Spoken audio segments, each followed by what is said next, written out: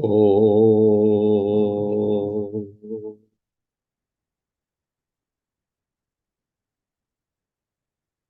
Om.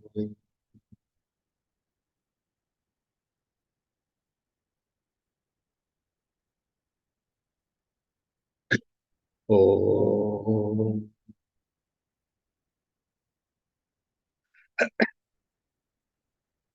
Om Sahana Bhavatu Sahanau Bhunaktu Sahaviryam Karavavahai Tejasvinavadhitamastu ma Vidvishavahai. Om Shanti Shanti Shanti.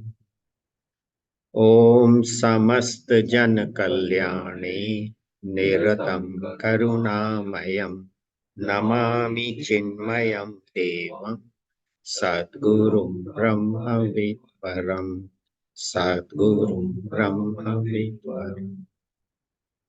Om Parthaya Pratibodhitam Bhagavata Narayanena Swayam Vyasena Gratitam Purana Munina Madhye Mahabharatam Advaitamritavarshini Bhagavatim Ashtadashadhyayani Amba Tvamanusandadami Bhagavad Gita Bhavadveshini Yam Brahma Varunendra Rudra Marutaha Stunvanti Divyai Stavai Vedai Sangha Padakramo Panishadai Gayanti Yam Samakaha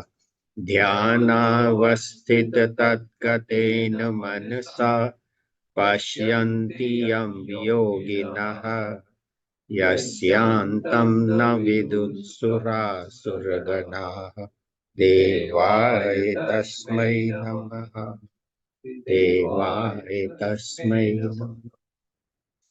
Om Shri Ganeshaya namaha Om Shri Saraswatyai namaha Om Shri Gurubhyo namaha. Hari Om. So we are in the second chapter. Today we will be doing shlokas 15, 16, and 17 of chapter 2. As we to just review very quickly, Arjuna in the first chapter saw that there's going to be a lot of destruction, his family, the society, his relatives. So he got caught in this I and my, that it is I and my war, it is I am fighting, forgetting that he was fighting for dharma, for truth. And the ones who were on the other side were adharma. They were immoral, and they were on the side of the wrong. And so he had to, as a kshatriya, do his duty when the country was in danger, when dharma was in danger. Not so much even the country, what Bhagavan tells him, it is dharma, it is in danger, as we will see throughout the Bhagavad Gita, but also mostly in the second chapter. And so he is at the end of the first chapter and in the beginning of the second chapter, he is totally confused, deluded. And he says, what is my duty? Bhagwan, please tell me. And we saw that Bhagwan started with the highest truth, that all of us are that eternal Atma. We always were, always are, and always will be. And what perishes is the body. He says, well, I see people dying. Bhagwan says, yeah, that is for everybody. If you are born, you will go through childhood, youth, middle age, old age, and then death, and then take another body. So, dhira tatrana muhyati, one should not get deluded by that. And always understand that our true nature is Om, the Atma, the Self. That is our true nature. And that is what we should stay abiding in, that truth, rather than worrying about what will happen to people, because whoever is born is bound to perish. Nobody in this world lives forever. So that understanding Bhagwan gives him. Matras. Then Arjuna says, well, but I have contact with sense objects and I get joy and sorrow. When I see something makes me sad, and I hear some good music, it makes me happy. When I eat something, it makes me happy. So Bhagavan says, whatever you contact, matra sparshastu kaunteya, shitoshna sukha dukkha daha. Whatever you contact in this world will either give you heat and cold, joy and sorrow, success and failure. That is the inevitable nature of any sense contact, any object that we contact. But remember, agama apaina anityaha tanstitik shasva bharata. We studied that last week, that they are coming and going, temporary.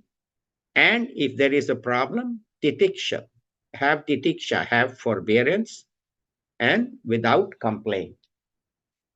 So now Bhagwan is continuing to talk about the sense objects in the number 15. So we'll chant, you can repeat after me. Yam hina vyathayantyete Yam hina vyatayantyete purusham purusharshabha purusham purusharshabha samadukha sukham dhiram samadukkhasukhabhiram somritatvaya kalpate. sovitatvam Together. Yam hina vyathayantyete purusham purusharshabha samadukha sukham dhiram somritatvaya kalpate. So yam purusham, yam in the first quarter and yam purusham. So to that individual, purusham does not mean man, whoever that individual is, man or woman. Indeed, na vyathayanti ete. Ete means these sense objects that we had talked in the 14th shloka, that the contact with the senses, that one who na vyathayanti, to whom they do not disturb these sense objects. When they contact sense organs, one who is able to remain undisturbed, even though there are joys and sorrows, that Purusha, then he addresses Arjuna as Purusha Rishabha. Rishabha means the bull among humans, the best among the men.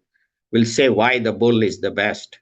She says, O bull among men, the one who is the best among human beings, one who is able to withstand these sense objects and it does not get disturbed, Vyathayanti. And what does he do? Sama Dukkha Sukham Dhira. He is the same. Sama is the same, is used in Sanskrit. In English, it is same, remains the same in Dukkha, Sukha, joy, and sorrow. Such a person is said to be Dhira, said to be a wise person. Dhi means buddhi, so the intelligent person.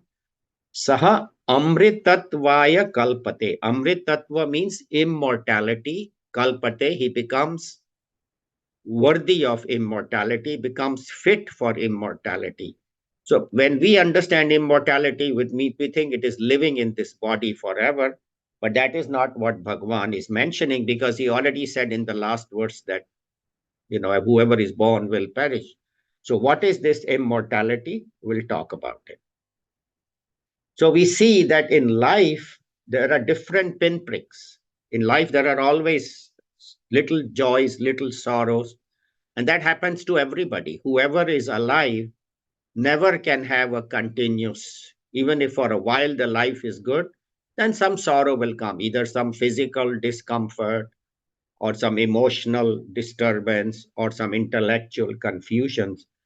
And that is inevitable in every life, that there will be problems. If nothing else, as we get older, the problems of old age will come: arthritis, back pain, all the digestive, all the issues that we get when we get older, all of them will come.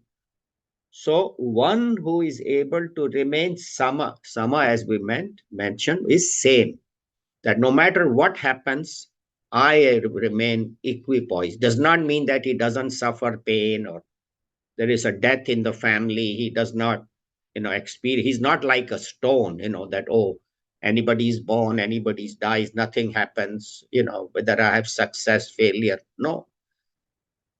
He experiences joy and sorrow, heat and cold, success and failure, but inside he is not disturbed. And if things are not going well, he tries to fix it. He or she, obviously, that person tries to fix the problem, but if not, remains the same. He says, Bhagwan, whatever I am getting is the path of karma, he says, as a result of my karmas. In the path of bhakti, he says, Bhagwan, whatever you have created is for my benefit. Whatever is happening, even sorrow, I am meant to learn something, I am meant to grow. And in the path of knowledge, he says, my true nature is Om.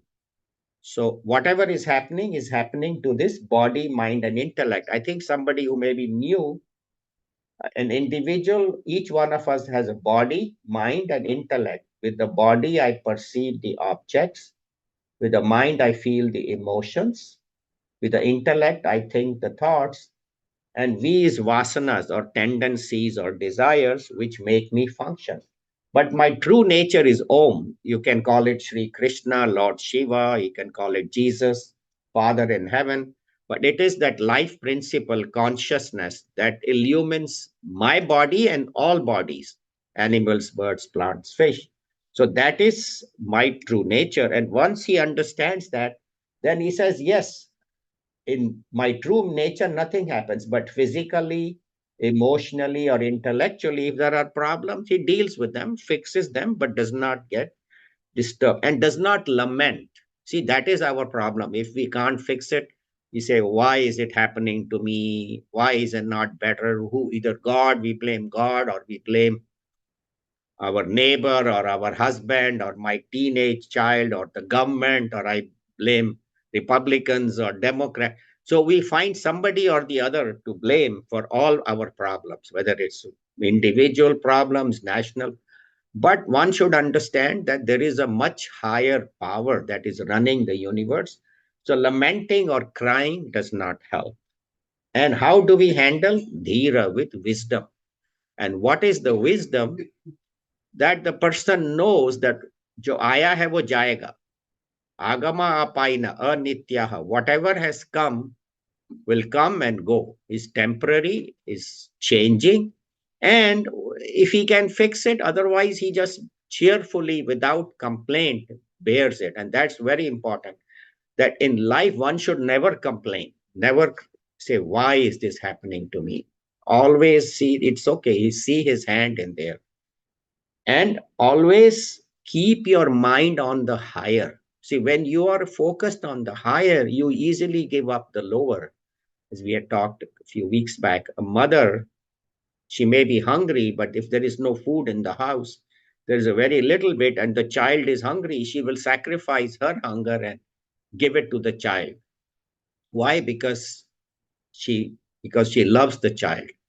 And then a freedom fighter, who is fighting for the nation, he's a higher goal. Then, and if he has to leave the family and go, fight in the forest or in the, woods or wherever, he will sacrifice his physical comfort, even he sacrifice his family. He will sacrifice all the uh, physical and mental comforts to experience the highest joy. And the highest is at the level of the spirit. You can just close it fully, please.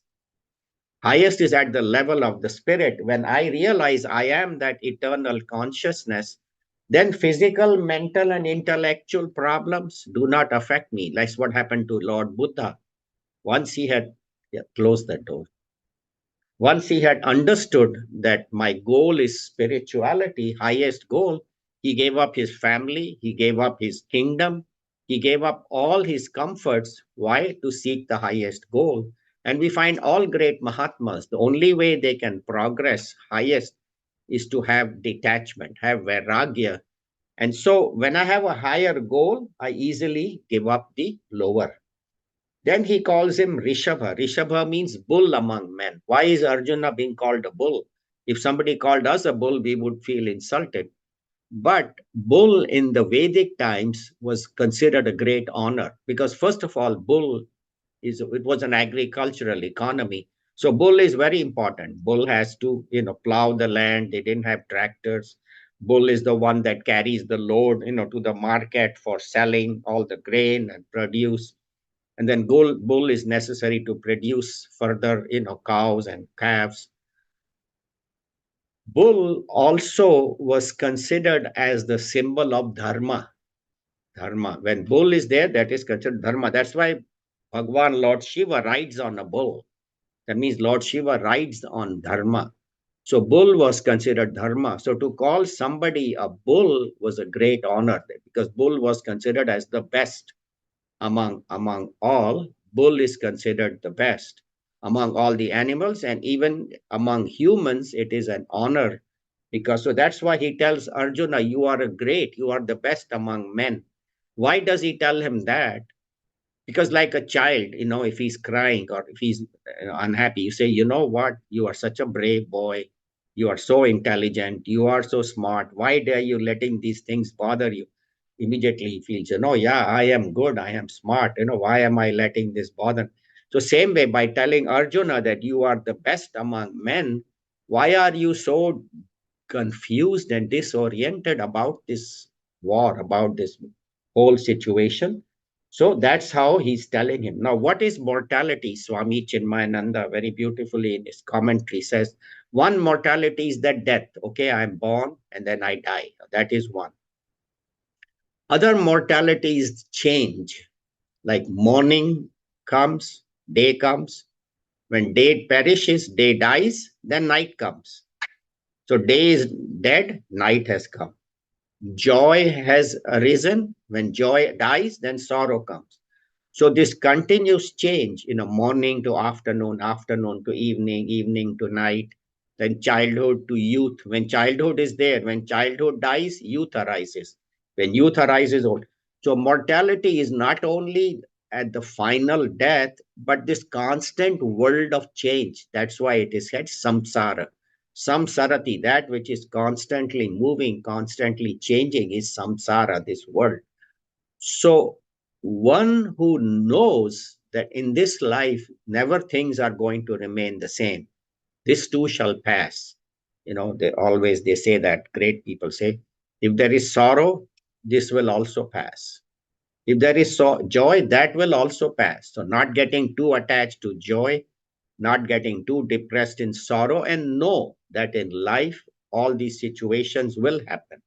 Joy and sorrow, success and failure, and the one who is able to remain balanced with all these physical changes, mental changes, intellectual changes, and focuses on Om or Atma, the eternal consciousness, that which is always there, was there, is there, and will be there. And that is, you can call it Bhagwan, you can call it Lord Krishna or Lord Shiva or Father in heaven or Allah or Brahman.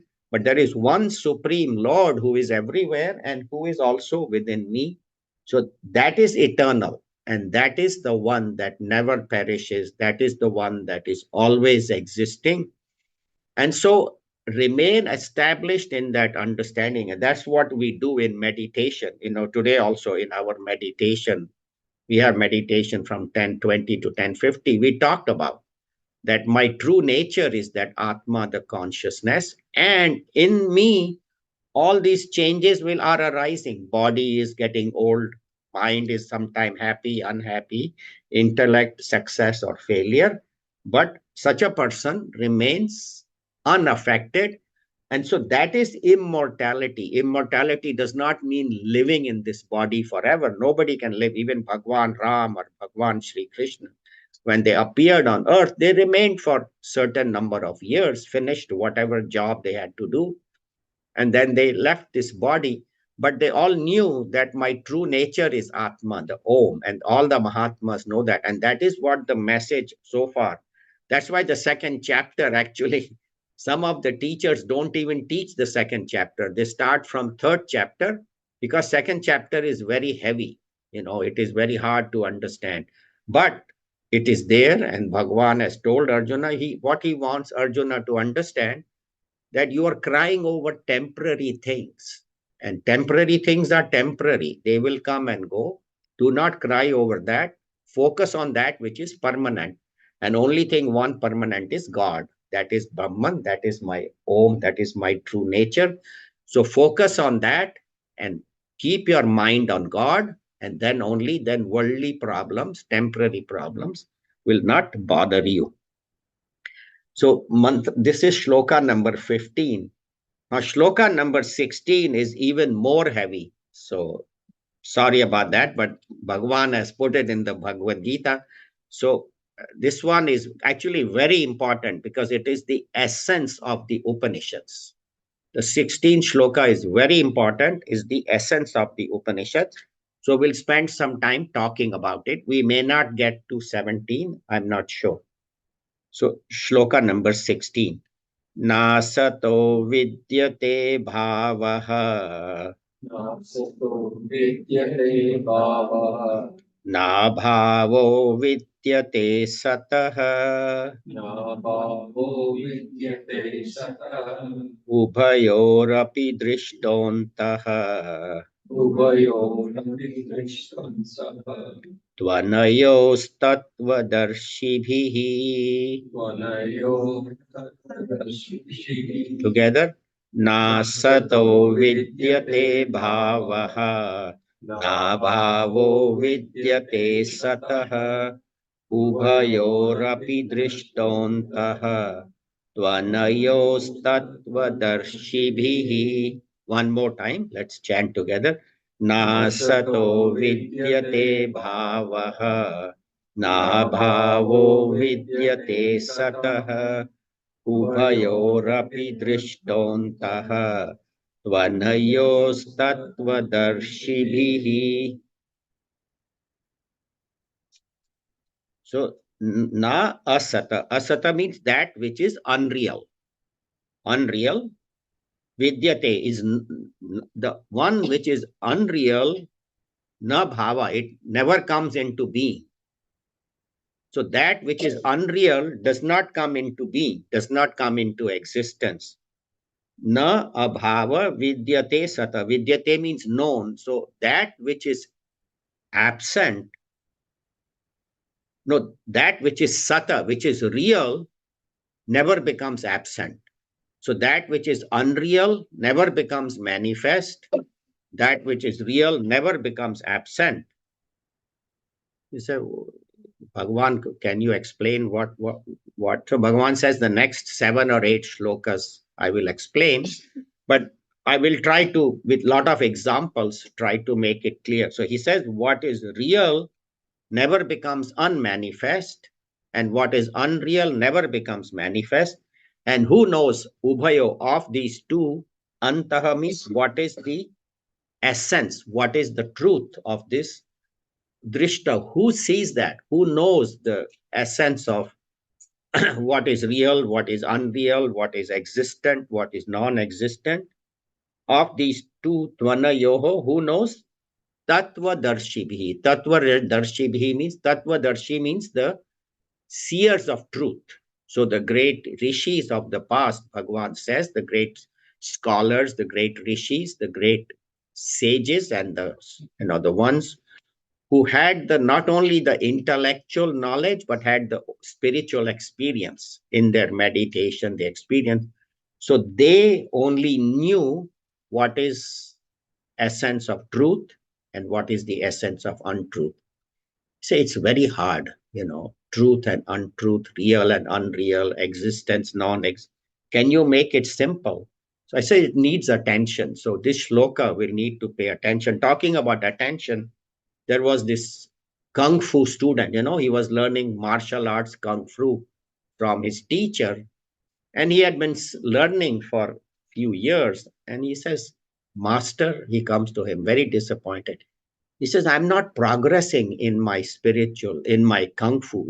Every person I compete with, I lose. He goes for various competitions. He always gets defeated. He says, I have been studying from you so many years and I still get defeated. Why is that?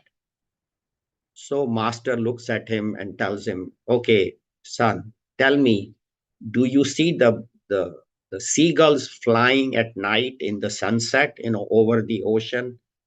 Beautifully. He says, yes, I see them flying into the sunset. So beautiful. He says, and then do you see the flowers blooming in the trees and all the beautiful meadows? Yes, master, I see the mountains, I see the flowers blooming. He says, yes. And then he says, do you see at night the moon, full moon, shining on the lake beautifully? He says, yes, master, I see that. I see the seagulls, I see the flowers, I see the moon. Master says, that is your problem. You are seeing all these things and not training. You are paying attention to the wrong things. So, same way, this will try today to pay attention. So, let us see. So, what they are saying is what is real and what is unreal. See, what we think, what I see is real, and what I don't see is unreal. So, I see this computer is real. But what I don't see is not real.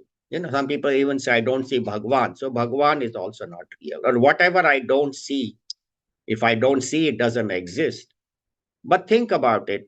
You see the sun rising and moving across and setting. Does it sun rise in the east, moves in the horizon, and then ends, sets in the west? No, sun is not moving.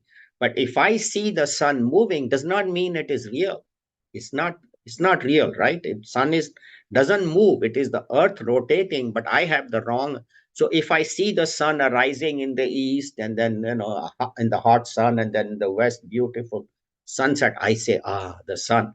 But sun doesn't do anything. It is the earth rotating, and that is why the sunrise and sun. But on the other hand, do you see gravity? I don't see gravity. But even if you don't see gravity, we know gravity exists. But seeing sunrise and sunset, even though I see it, I know it's unreal. So just because I see it does not mean it is real. And because I don't see it does not mean it is unreal. So what Gurudev says, Swami Chinmayananda, all great masters say that in Vedanta, what they mean by real and what they mean by unreal, unreal means that was not there, has come into existence, and then eventually will go away. So what was not there in the past temporarily is here and then will go away. That is unreal. So that means all of us, our body, okay, a few years back, we were not there. Then we are here and then it will go away. Same way the trees, flowers, everything, the whole creation, earth, everything. Few billion years, there was no creation. Then Bhagwan created the world and eventually the world will go away. So whatever is coming and going, they call that unreal.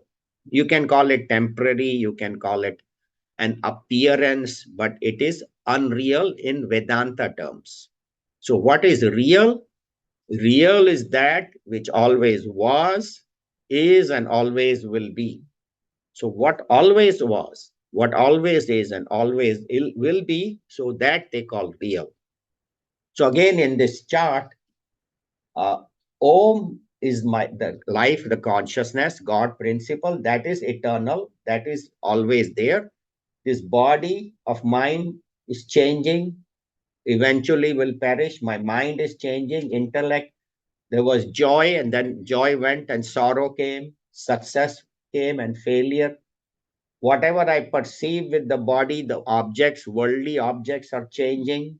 With the mind, I feel the emotions are changing. With the intellect, I think of the thoughts are changing. My vasanas, my desires are changing. As a child, a girl loves her doll. When she becomes 16, then she gets a car, then she leaves the doll. Then she's more interested in her friends and in her social life. So what at one time was very important but is changing is called unreal. So we'll listen to a few more examples of this. So like in the dream, now I go to sleep and I dream. Say I dream that our famous dream that I have a tiger chasing me in the forest. So I'm sound asleep in my bed in Bakersfield or Orange County or wherever we are. And then I dreamed that in the middle of the night, maybe I saw, this, what's called those wildlife, show at night where they show you the Discovery Channel. So maybe I watched some tigers, moving around and capturing a deer. And so I watched that at night. So then before going to bed, so at night I dreamed that the tiger, instead of chasing the deer, is chasing me and I'm running up the tree. And then, so I wake up all with fear. So when I wake up, I realize, oh, I always was in my bed. I am in my bed. I will be in my bed. This dream was a temporary appearance. So whatever temporarily is there, we consider unreal. And what is changeless? Changeless is God. It is my true Atma, my true nature. So Bhagavan says, focus on that, not on the changing, because things will change. Another example they give is there is a drama. My son or my daughter is acting in a play. Say my son is acting in a play. And a lot of boys don't like to be Yudhishthir. They want to be Duryodhana or they want to be Ravana because the goody, they say, oh, they because in the evil ones, they get to act and, show and talk loud and all. Even in our Bal Vihar plays, the ones who are the evil, they always get remembered because they talk loud and they are, of course, at the end, they get killed. But so suppose my son is acting as Duryodhana and in the play, and then Bhima comes and kills him at the end of the play. Duryodhana is dead or Ravana is dead, and that's my son. Do I start crying? Oh, my son died. No, I know it's just a play. After a while, he gets up and everybody claps because he was the best actor. So just as you see your children in the play, that's what they say. See the world also as a natak. World is a play. It is happening. Let it happen. That's why Shakespeare said this whole world is a play and we are all actors. So do your part, whatever part Bhagwan has given you as a mother, as a father, as a daughter, as a brother or a sister, or whatever role I have been given by Bhagwan, and as a doctor, engineer, lawyer, whatever part I have been given, housewife, whatever I am doing, do it to the best of your ability. Not that it's just a drama, it's not important. Bhagwan has given me this job. I do it to the best. I should be the best mother I can be, the best father I can be, the best child of my parents. So fulfilling the role to the best of my ability without complaint and watching the world as a drama. That's why they say Ram Jharoke Baitkar Jakka Mujra Dekh. They say sit with Bhagwan Ram, sit in his abode and watch. Jag is a mujra, is a dance happening, and let it happen. Do whatever you can. Otherwise, understand it's not real. So that is called unreal. This world is a natak. Only real is Bhagwan. Then they talk about cookie, cookie, like, you have cookie dough, right? And so kids have, like, they have these animal cookies. So they have lion, and then they have elephant, and they have tiger, and they have monkey. Or so the boys will say, I want lion, I want tiger, I don't want monkey, no, monkey, I don't want, I want lion, or I want elephant, or I want alligator, so they like these dangerous cookies. And nobody wants the monkey cookie, or nobody wants, but a person who their father, he's watching TV and mother gives him a bowl of cookies, he just keeps eating. He doesn't care whether lion or tiger, or because he knows they're all cookie dough. But the child gets very upset. He says, okay, I'll trade you. I'll give you one lion, you give me two, rabbits, or give me two monkeys. So they start dealing. So they give importance to the name and form, but the father knows that name and form is an illusion. Reality is the cookie dough. And that is which has been made into the cookie. So whether, and even if the lion's tail breaks, he doesn't cry, he just eats it. So same way, the wise person, you and I are so caught up in our name and form. We are like that child. Oh, this is mine. This is not mine. Why is this happening? Because we give so much importance to name and form, do not give importance to the essence. So pay attention to the essence. And essence is Om, that is Bhagwan, that is And that is alone real. That alone is what is important. Everything else is not important. Same thing, gold. We pay attention that this is a bracelet and this is a necklace.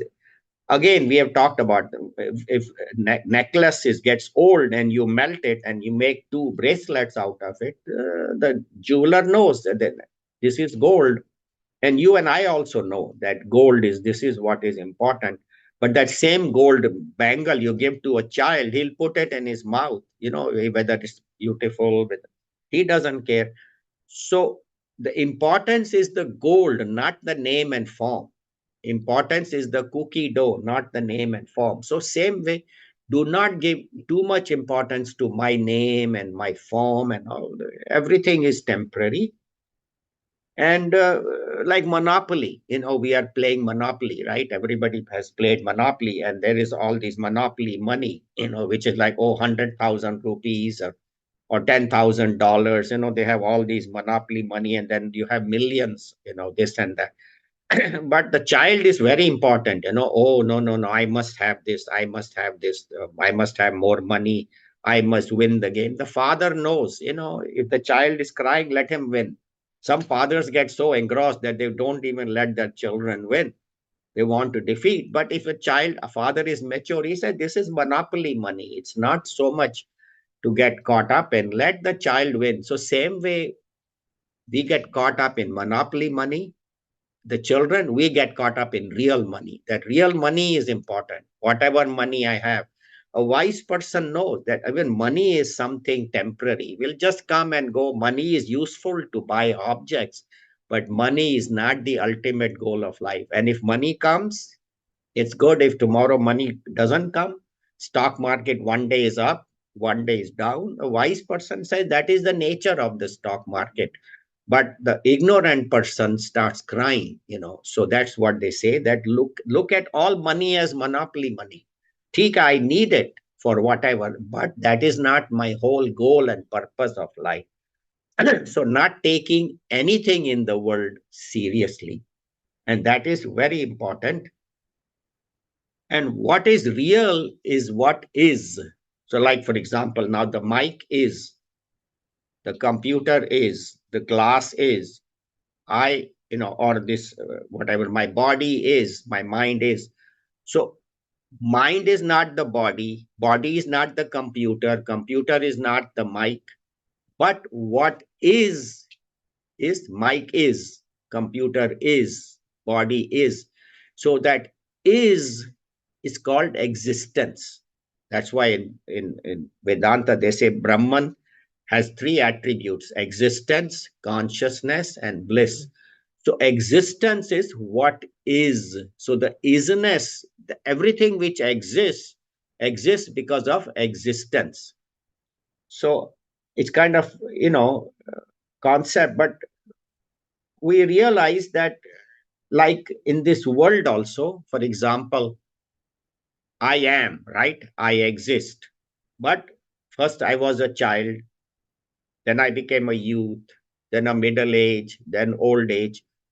So one who is able to watch all these changes is said to be a dhira, said to be a wise person who understands that I, as consciousness, I am immortal, but this body, mind, intellect will keep on changing. Not only at the childhood, youth, okay, that was 8 years, 10 years, 20 years, but in the day also. Now we are awake, hopefully. Some of them may be dozing off, but most of us are awake. So I'm in the waking state, right? And I'm listening to the Bhagwan's words on Bhagavad Gita. Then in the afternoon, when I go home, I've had a heavy meal, then I say, yeah, I need to take a nap. This Gita class was too heavy today. I need to go home, take a nap. So, so after lunch, I have a nice meal and then I take a short nap. So now from waking, I have gone to deep sleep, right? From waking, I went to deep. Then after an hour or two, then, you know, uh, my mind slowly starts coming up. Okay, I've had enough nap, hour and time to get up. So there's an internal clock. But as I'm waking up, usually happens you have a dream when you're waking up. So when I'm waking up, so I was in the awake, then I was deep sleep, then I was dream. So all those three changes of the body mind, I was always there. I was there in childhood, youth, and old age. I was there in waking, dream, and deep sleep. I is not the ego. It's not the perceiver, feeler, thinker. Because the ego also changes. The ego, the little I, because I was happy, then I say I'm a happy person. Then I become sad. I say I'm a sad person. I become well, I say I'm a well person. I become ill, I say I'm a will. So this ego, this perceiver, feeler, thinker keeps changing. What is unchanging is Om, the Atma, the consciousness. So that was there in waking, dream, and deep sleep. It was there in childhood, youth, and old age. That's why Shankaracharya ji says in Dakshinamurti Stotram, Balya Dishwapi Jagradhatishu Tatha Sarvasu Avasthasu Api Vyavrithasu Anuvartaman Ahamiti Antasfurantam Sada. So that which this I that I was in childhood, youth, and old age, in waking, dream, and deep sleep, pay attention to that and know that this situation in the world will keep on changing. Then the other one is thoughts. You say, okay, this sleep doesn't, but the thoughts bother me. Sometime I have a happy thought, and then I remember something sad happened. Then I start crying, and then somebody tells me a joke, then I start laughing. So what is that? So again, when I am there, a happy thought arose, right? And then happy thought will go away. And then a sad thought may arise, and sad thought will go away. Then a busy thought will arise, and a busy thought will go away. So thoughts keep arising, but I am separate from the thoughts. So I'm separate from the thoughts, I'm separate from this body changes, and I am separate from the mental, intellectual, all those. So one who knows that is Tattvadarshi, is the knower of the Tattva means truth, Darshi means knower. Darshi means seer, but here it is in the Vedanta, when they say seer, it is the knower of the truth. So only knowers of the truth know that which is eternal and that which is temporary, and they pay attention to that which is temporary. And so this whole shloka needs time to think that who am I really? Am I this ego, perceiver, feeler, or thinker? Or am I that consciousness? And Bhagavan in the next few shlokas the next 7 or 8 shlokas are commentary on this. So even if this looks like it is difficult as we listen and think about it, so it is very important that we should all go home and think about these ideas. And if I know there's a lot of ideas covered, but we have a website called firstpower.info, firstpower.info. And a lot of you are visiting that, but those who are new, if you click on firstpower.info, we have all the Bhagavad Gita previous talks. And today's talk, Amit is the one, he puts them on will be by this evening or by tomorrow, they will be there. So I would suggest you listen to this talk again, because even for me to understand, it took me a while to think about it and practice it. There are some other concepts called Anvaya Vyatirek. I didn't want to do that because that is even makes it more hard. But what we are trying to say is do not focus on the temporary, focus on the permanent. See what is unchanging and what is changing. And to understand the changing, you have to be at the changeless level. Like, say, if there is a river flowing, if I'm in the river, I'll be pulled away. But if I'm standing on the bank, the river is moving, but I am watching the river, then I can enjoy the flow of the river. So stay detached from the world, see the situations happening, pay attention to them, And it could be physical changes, mental, intellectual, success, failure, but always focus on the true I. And that is what this mantra shloka is. So Bhagavan is telling Arjuna to pay attention to who you really are. That's why we say second chapter is little heavy, because from third chapter things get, actually even the second chapter, only the few 8 or 10 shlokas are difficult. Then Bhagavan is going to talk to us at the relative level, at our level. So first he's talking at the highest level. So that is this shloka number 16,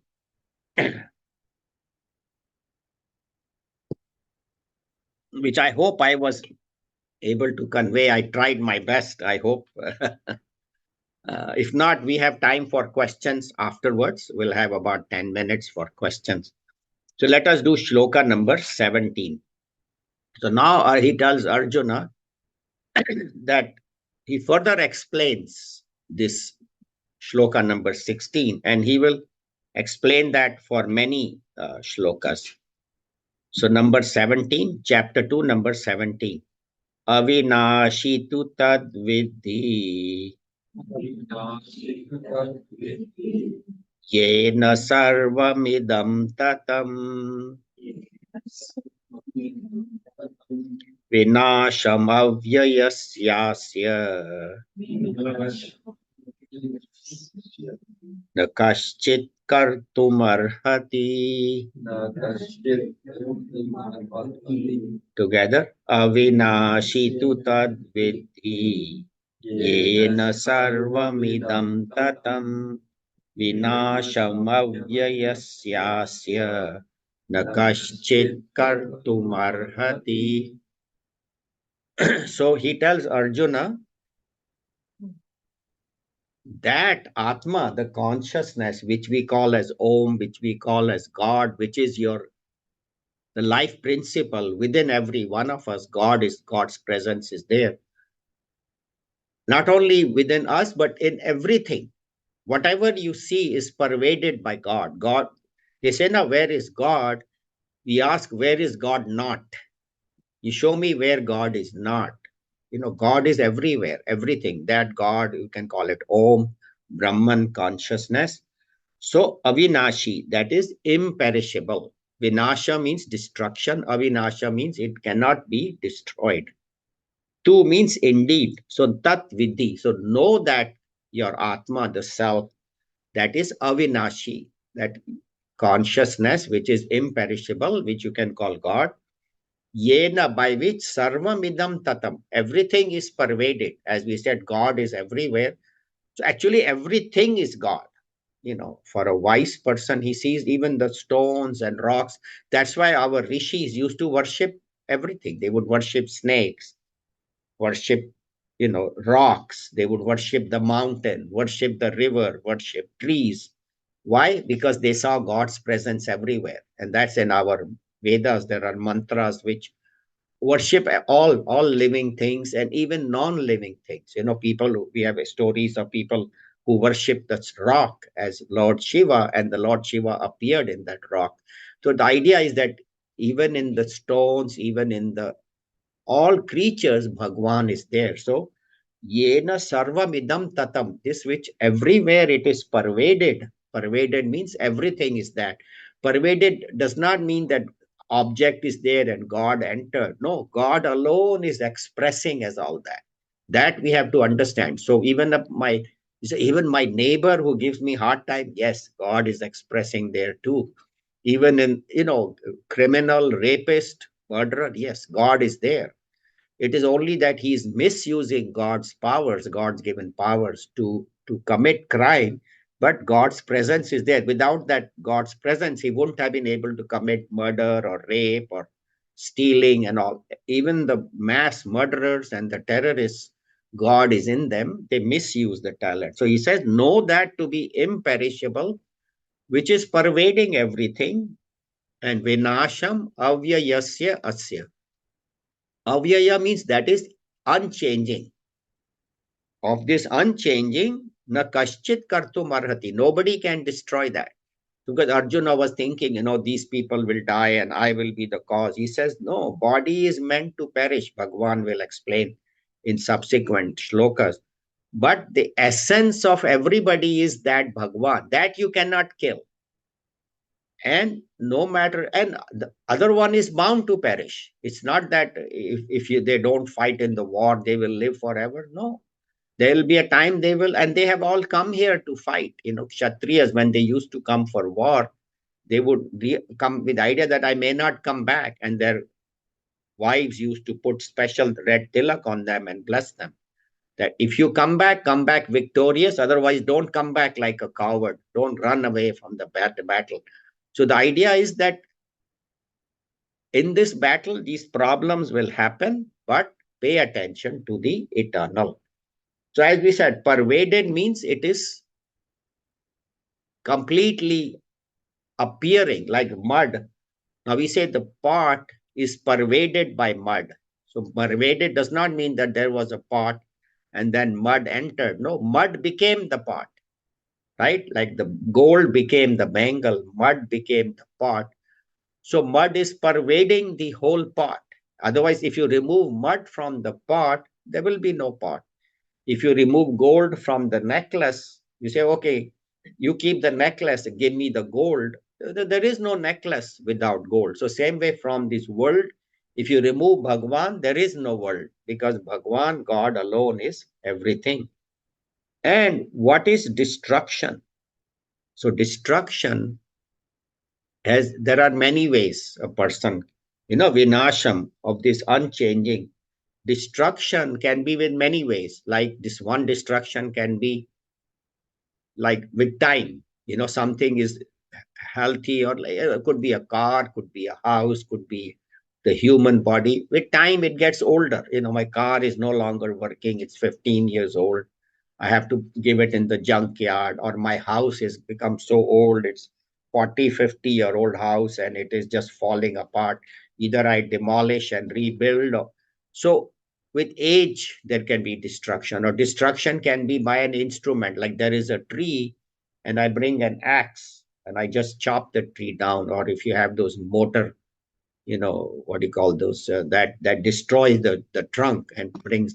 So a destruction can be by an instrument, destruction can be by age, destruction can be by water, like something is dry and it becomes wet, and then it is no longer, you say, oh, it's bad, it became wet, I have to throw it, it's all green and blue.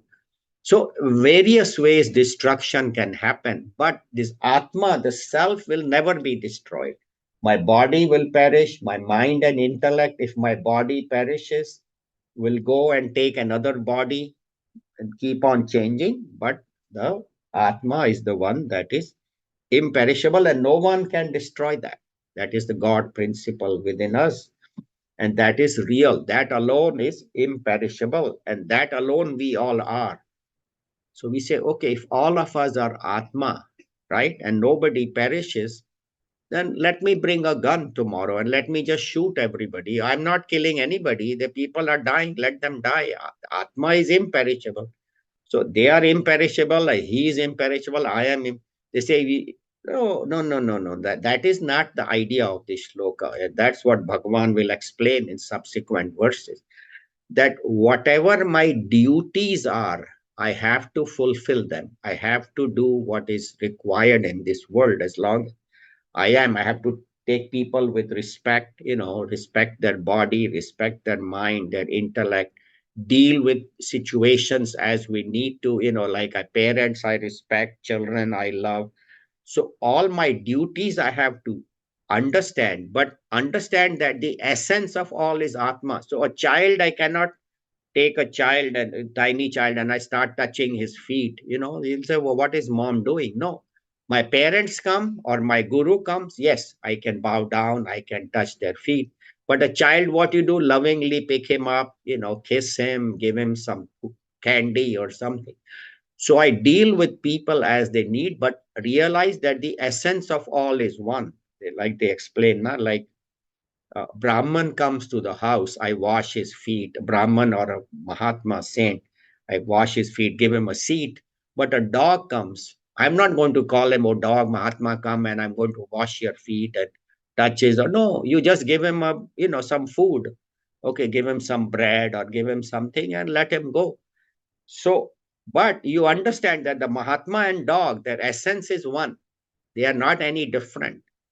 That's what they say in Bhagavad Gita. In another shloka, Bhagavan says that one who sees the same Atma in dog and elephant and a Mahatma and a wise person is the knower of that truth. So that's what it is said, that seeing the one and dealing with them at the appropriate level. So you treat a child like a child, you treat your spouse like a spouse, your brother and sister, your parents you treat with respect. So you deal with people at their different levels, but remain a witness. Do not get too caught up in these roles, whatever roles I have been given, whatever jobs I am doing, do that as a duty. Or, like as we said, like a play, like a natak. I have been given this role, so fulfill your role, but do not complain and do not lament, because in life problems will come, but as long as you pay attention to the permanent, then temporary problems won't bother you. That's why they say, treat this world like a play or like a monopoly. Play the game, whatever game you're doing. Or like cookies, cookies are different, lion, tiger, and all. Children cry over that, but an adult knows. So same way, seek that one God in everybody. Do not have likes and dislikes. I like this person, I dislike, I hate, I don't hate, I love, I this and that. Because then what happens? Our mind gets agitated. And if the mind is agitated, you cannot think properly. So Gurudev Swami Chinmayananda always at the after this shloka like this, he would say, think, and very strongly he would say that. So that is what we need to do. These three shlokas, we need to go home and think about them. And as I said, they are on firstpower.info. They will be on. So if you want to re-listen to them, because this needs some thinking, so please log into that site. Yeah, then you can not only talks on Bhagavad Gita, but we have talks on meditation, Upanishad, many topics. So just click firstpower.info and it will take you right to that website. So here we'll end. As we said, Bhagwan is telling us to focus on the eternal and do not give too much importance to what is happening in the world. Do it, whatever is required. Does not mean you ignore your responsibilities, but always, ultimately, the goal of life is to understand that I am immortal. That's why Bhagavan says, Amrit Tatvaya Kalpate. Who becomes capable of immortality is one who can go through life, do not get too much perturbed, do not complain, do not lament, and realize that life will give us pinpricks, will give us little problems, but do not get too much affected by them and remain balanced. Sama, that's why he says, Sama Dukha Sukham Dhiram Saha Amritatvaya. So the goal of life is to understand I am immortal. I never die. And that is the first message of the Bhagavad Gita. Then Bhagwan in subsequent chapters will talk about Karma Yoga, what is my duty, what is bhakti, what is knowledge, what is meditation. So Bhagavad Gita actually contains everything in its 700 verses, 701. There is nothing which Bhagavad Gita doesn't have. Everything that you can think of, any problem, Bhagavad Gita has the answer. So we'll end here. We have about 10 minutes or 11 minutes. If anybody has any questions, comments, anything I was not able to make clear, or anybody would like to add anything, please feel free. Thank you.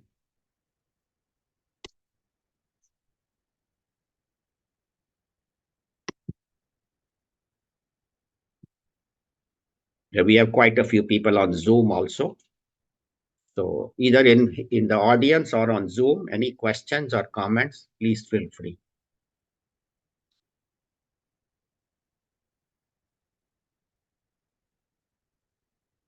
Yeah, Kusum, go ahead. You can unmute. Yeah. Oh, she says she's not able to unmute. That, Yeah, now now she is, yeah. I think I couldn't do it from your side, so that was I know, issue. yeah. No, he did Okay. that so people won't talk in the middle, but Yeah, now that's good. Yeah, that's good. That's very good. Nothing much, but this 16 sloka, I think, may take you for a week to explain. It's that extensive because I think it's the essence of the Vedanta. yes, And Bhagwan Shankaracharya ji, the famous, what he concluded the whole teaching as Brahma Satyam Jagan Mithya Jivo Brahme Vanaparaha, which is like he explains this what is Sat and Asat. Here the Asat, it doesn't mean non-existent like this sky flower or barren woman's son or something. Not that Asat, he doesn't mean here. He means Asat here as Mithya, means that in the beginning it's not there, and the end it is not there, but in the middle it just appears. He's talking about that kind of a thing, like our sorrows and joys come and change. They are not in the beginning, not in the end, but just in the intermediary. That is the asat that he's talking about, mithya here, which is called illusory. And also in Mandukya Upanishad, it says what is not in the beginning, what is not in the end, but appears to be in the intermediary state, like it's mithya, like our birth is happened. Before birth we were not there, and after death we will not be there, like the body part. So the middle, what appears in the life, is illusory. So that what the message is given here, that all the things that appear or we experience in the world is just appearance, is not real, and it's not unreal, but we experience. So that's why it's called mithya.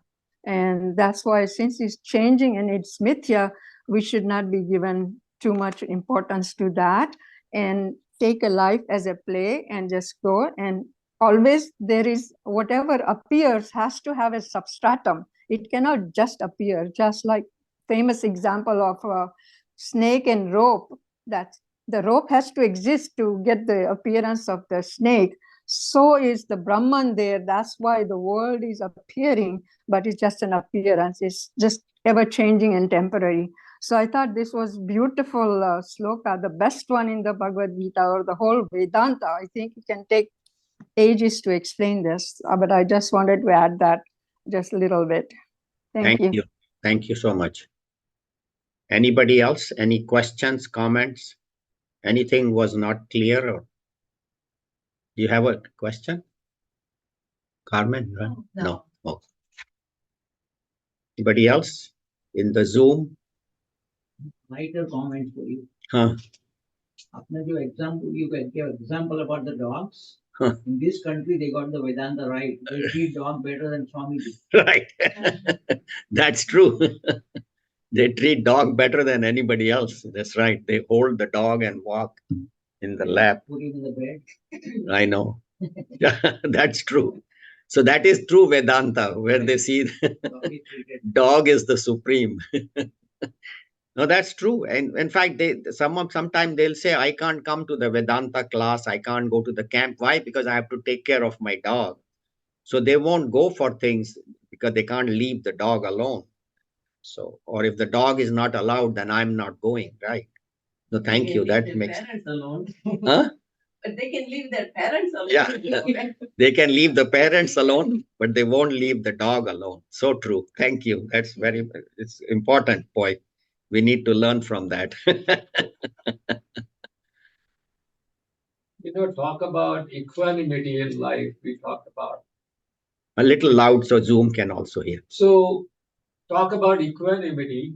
So, if you look at Lord Krishna's life and Lord Rama's life, Right. they have exemplified what equanimity in life is. I mean, Lord Krishna, he could not stay at one place. Right. And he always had enemies wanting to get rid of him. Yeah. So, our lives are nowhere close to theirs. Right. And we can just basically learn from that. Yeah. Thank you. I know Bhagwan Shri Krishna, Bhagwan Ram, what things they went through in their life. Yeah. And then the other thing, the other day I heard a nice statement that's it talks about dukkha or sorrow. The sorrow is actually a temporary cessation of joy. It's not permanent. I thought joy is a temporary cessation of sorrow. I mean, you know. No, because the life is basically sorrow. In moments of little joy arises.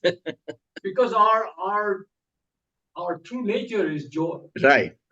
Okay. Yeah, so, that joy. Yeah, you're talking about. So then it, once in a while sorrow comes. Right. And the same thing with light and darkness. Right. Darkness is absence of light. Light. Anilji, from Shloka 15, could you please explain immortality little more? Oh, immortality. So a little bit more. Hanji. So Amrit immortality, what they say immortality is that what is mortality is this world of change. Things are constantly changing. Body is changing, mind is changing, intellect is changing, trees are changing, rocks are, everything is changing. And day is changing, night is coming, night is changing, day is coming. So when day dies and night comes, that is the day is death and night comes. And then then night dies and then dawn arises. So whatever is changing is said to be mortality. Mortality does not only mean death at the end, but every day we are constantly going, even thoughts. There is a happy thought, then there is a sad thought, so one who is able to remain balanced and sama means same, remain balanced, does not get disturbed by these things happening, then such a person is fit for immortality. And what is immortality? To be a witness and watch whatever is happening from childhood, whatever happened in the day, in the afternoon, morning I was happy, afternoon unhappy, I got some bad news. One who is always able to remain balanced, he is fit for immortality. And what is immortality? To understand that my true nature is immortal. I really am immortal. I am that Om in the BMI chart. I am that Om. That is my true nature. And the world will always give, there will be changes. So one who is able to be a witness and watch, as we said, stand on the banks and watch the river flow, then so sitting on the banks, that means compared to the river, sitting on the bank is being immortal, undisturbed. So immortality is remaining undisturbed. At the highest level, it is understanding that my true nature is Atma. But even at the worldly level, being a witness, a sakshi, and watching the changes, that is a relative immortality. So that is thank you very much. Only the worldly thing I wanted to know. Yes. Thanks for the explanation. Thank you. Thank you, Auntie. So we are really Satchit Anand, right? Yes. So why little loud. So we are Satchit Anand. But why is it that the Dukkham takes so much predominance? Well, Dukkham and Sukham is there in everybody's life. And to understand that Dukkham is coming, it will go. Dukkham is not permanent. Sukham will come, Sukham will also go. But to remain balanced without complaining, as we said, in the path of karma, you say it is a result of my karmas. In the path of bhakti, you say this dukkha is Bhagwan has given me for me to grow and get better. In the path of knowledge, you say that I am Atma, I am consciousness. So dukkha is not affecting me at all. That is the highest. At the karma level, you say it is due to my karmas. At the bhakti level, you say dukkha is meant for me to grow. At the conscious level, you say dukkha is not even affecting me. I am not this body. So if the dukkha is coming to this body or to the mind, you just watch it and take care of it if you can. Otherwise, just without lamenting. So then the dukkha will become less. Either of those three paths, if you use, path of karma, bhakti, or jnanam, dukkha will automatically become less. But if you give too much importance, focus on the dukkha, and then also by looking at the world, that so many things are good in my life, even if I have one sorrow, but what I do is make a mental list or make a line on the paper or in your mind. On the left side, what is God? Okay, I have my health, I have my body, I have my this family, this. And on the other side, I have one dukkha, but I have 10, 15 things which are going good. You focus on those, that dukkha will become less. So these are all techniques to handle dukkha. Thank you. Lata, you have a comment? Yes, I think the last questioner did ask the question that I was going to ask, because we are wearing, you say you play the role that is given to you, and we are playing so many roles throughout our life into it. And the life's ups and downs affect us very much so. And that is the reason you just explained, right? That ignorance of our own true self. Right. That's why we get swayed into this dukkha too long into that. Would you say so? Yes, absolutely correct. Thank you. Absolutely right. Thank you. We'll I end want to here. say, Thank you. We'll end here because time is up. Next week, there is no class because of Easter spring break, Easter Sunday. So there won't be a class. On 7th April, we have a movie we are showing at the mission on Swami Chinmayananda's life. So those who are on Zoom won't be able to watch it. Those who are in person should come and watch Swami Chinmayanandaji's life and his message and teaching. It's called On a Quest. So we'll all show it, and we'll have lunch afterwards. So there will be meditation class on 7th April, but there won't be a Bhagavad Gita class. So Bhagavad Gita will next be on April 14 in 3 weeks. So see you all then. Thank you very much. Hari Om. Om Sarve Bhavantu Sukhinah, Sarve Santu Niramayah, Sarve Bhadrani Pashyantu, Makaschid Dukkha Bhag Bhavet. Om Shanti Shanti Shanti. Hari Om Shri Guru Pyo. Hari Om. Thank you very much. Hari Om.